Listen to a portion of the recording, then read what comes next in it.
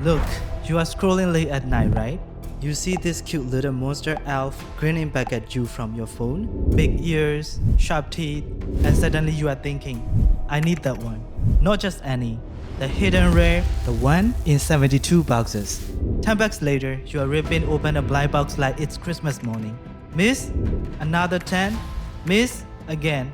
Before you know it, you've dropped 200 bucks chasing that rush. And here's the wild part. You are not even a kid. You are a grown adult with a job, bills, and maybe even a mortgage to pay. But here we are. That's Pop Mart. That's the empire Wang Ning built from a tiny Beijing shop back at zero. This guy started with vending machine, selling quirky toys, spots how adult crisps prices the way kids do candy. He flips it into blind boxes, sealed mystery, no peeking. You pay for the thrill as much as the toy. Fast forward to December 2020, Pop Mart IPOs on Hong Kong Exchange raised over 5 billion Hong Kong dollars. Wang, barely 33, became China's youngest billionaire toy king overnight. But here's where it gets real.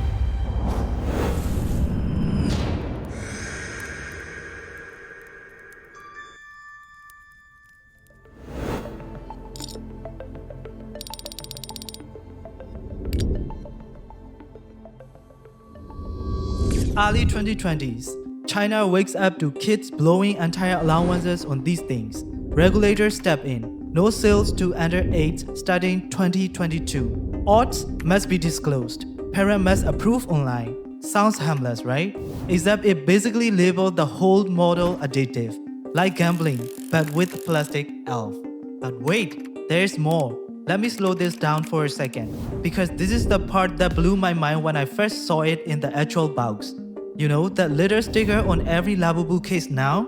The one that says hidden figure draw rate 1/72. That exactly means if you want the secret shiny version, you have to open 72 blind boxes on average. That's 6 full dozens. At 15 bucks a pop in the US, you are looking at $900 just to feel like you won. And guess what? They only started printing that because the government forced them to in 2022. Before that, it was pure mystery.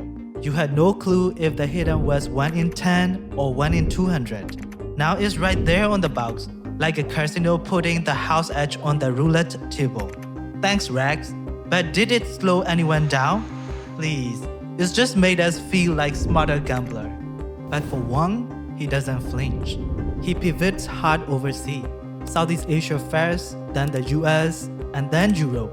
By 2024, nearly 40% of revenue comes from outside China, almost 100 countries overall. The addition just went global. Wait, there's more. It was Labubu.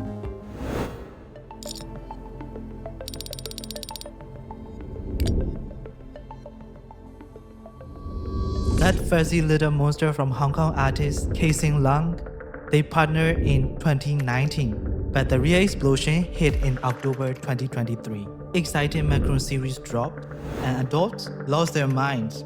Blackpink Lizard posts a collection, Global Frenzy. Boom! Sales topped 3 billion yuan in 1 year. Pop Mart's 2024 numbers, 13 billion yuan revenue, up 107% year over year. Gross margin hits record 66.8%. Adjusted net profit tripled to 3.4 billion. Inventory days dropped from 133 to 102 days. They are moving products like crazy. You won't believe this part. First half 2025, profit jumps almost 400%. Quarter 3 sales alone, revenue up 245 to 250%. And the Americans? Hold on, let me say the number again slowly. 1,265% growth. That's not a typo, alright? Last year, same quarter, they did maybe 10 million in the Americas. This year, 136 million. Same 3 months. They went from who to shut up and take my money in 12 months. Robo shops in malls. TikTok exploding. Chinese tourists buying cheaper in LA than Shanghai. That's what happens when you drop an addictive $15 toy into 300 million new wallets that never had access before. On the August earnings call, one said, "We thought of 20 billion total sales this year. Now, 30 billion. Quite easy. Factories are running non-stop. Every month, another one opens, another line added, another team was hired. Production's doubling again and again. Mini Labubu keychains. They are next, coming any week now. Pre-orders sell out in hours, long before scalpers can even blink. And while all that's happening, shipments start flying out, not just to Asia, but to the Middle East and Latin America. The empire's expanding faster than ever. Wang once said, "We wanted to be China's Disney." But now, the way things are going, he just smirks and says, "No, the world is Pop Mart."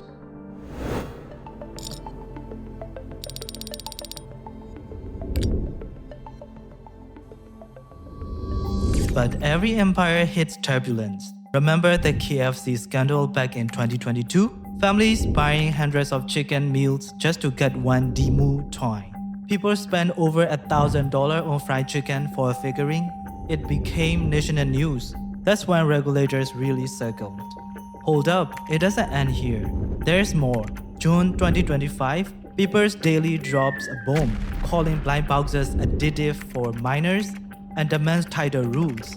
Pop Mart's stock fell 6% in one day because of that article. On the next earnings call, a reporter asked Wang about it. He paused, 42 seconds for silence, then finally said, "We are an IP company, not blind boxes." That line said everything. And just last week, November 2025, there was another hit. During a live stream, an employee mentioned a small accessory. "This bead cost less than 2 yuan, she said. That one sentence went viral. Shares fell another 5.5% overnight. That same week, Hong Kong Stock Exchange introduced options for Pop Mart, turning the company itself into a gamble. Investors could now bet not just on its toy, but on its future. Meanwhile, counterfeit Pop Mart figures worth 50 million were seized overseas. And the artists, their loyalty contracts have threshold, meaning if they hit certain numbers, they could walk away with their IP. Even Labubu, there's a time bomb waiting to go off. At this point, it's clear Pop Mart didn't sell toys. They sold lottery tickets disguised as cute collectibles, emotional rushes in a small boxes. Adults gambling on completeness, chasing the feeling of just one more. Wang dodged regulations, expanded globally, and built a moat around his empire.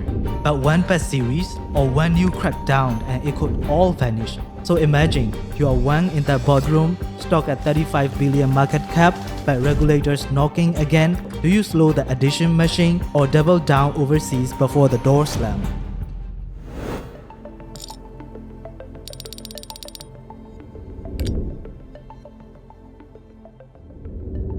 Factories keep running, boxes keep sealing, each one a promise of luck and excitement.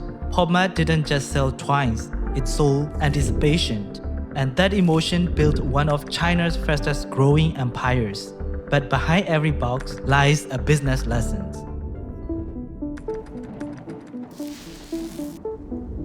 When regulator forced Pop Mart to print 1 in 72 odds, it wasn't punishment, it was feedback. It showed what happened when drawing turns into addition. Entrepreneurs often see rules as roadblocks, but the best founders treat them as mirrors, reality checks that test whether the model stands up to sunlight. If transparency breaks your business, the problem isn't the law, it's the design. Built as if someone's always watching, because one day they will.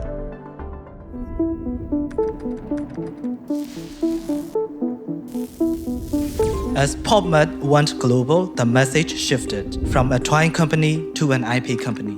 Smart branding, but easy to lose the soul behind the slogan. Growth pulls every founder away from their first reason for starting. Data tells you what to do, purpose reminds you why it matters. Write that reason down before the number drowns it out. Because when markets move faster than meaning, culture drift, and no spreadsheet can ever fix that.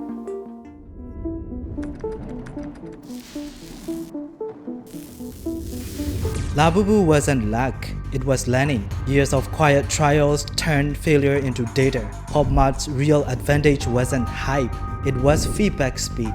Great startups don't chase perfection. They build iteration loops. Every stumble, every miss becomes design input. Resilience isn't about avoiding chaos. It's about turning it into direction. The company that learns fastest lasts longest. Pop Mart's story isn't about twines. It's about how human behavior scales and how founders must evolve with it. The real question is, when your idea finally takes off, will it still reflect your purpose or just the crowd's appetite? Building fast is easy. Building without losing yourself, that's the hard part. If Pop Mart showed you how empire can lose focus, check out our next video that reveals how trust can collapse even in money itself.